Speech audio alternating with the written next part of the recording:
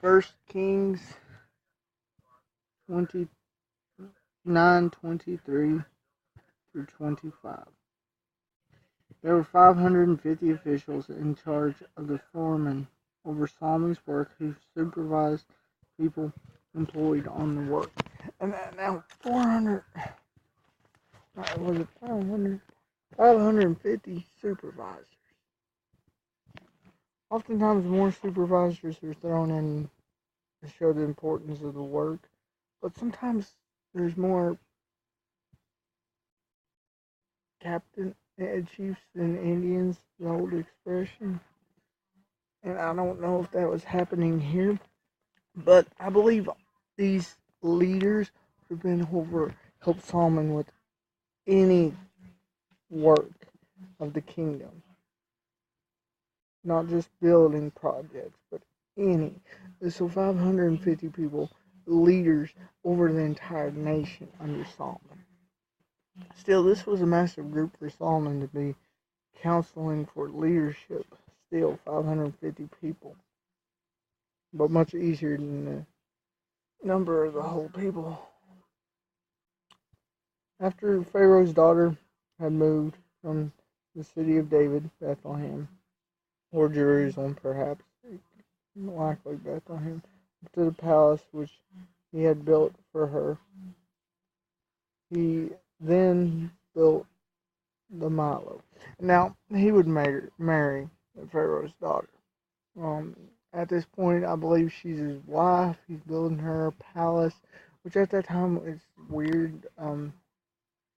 We even see with Abraham and Sarah how Sarah had her own tent. And, so, marriage was very different than the way it is now.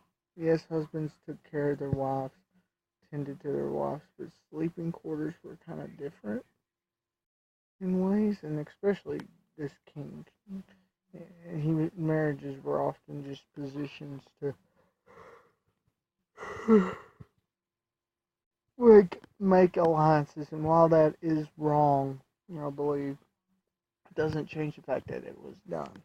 Most likely more what this was, although I believe this would have been a wife he favored, and questionably the wife he writes Song of Solomon about, maybe. But Solomon keeps building. Solomon's starting to have an obsession with building. Building God's temple was good. There's no reason for more building. No reason to put more people to labor. But Solomon continued. Sometimes we don't know when to stop and just take in everything. 3 times a year, Solomon presented burnt offerings and communion sacrifices on the altar which he had built for the Lord, and set burnt offerings smoking before the Lord. Thus he completed the temple. So him doing these offerings is good. It shows a sign that, okay, he's still continually seeking the Lord.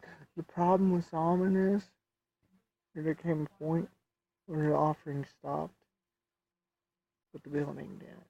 Which meant he started building things, not just worldly, but that would completely dishonor God. Pagan temples and other things, abominable buildings.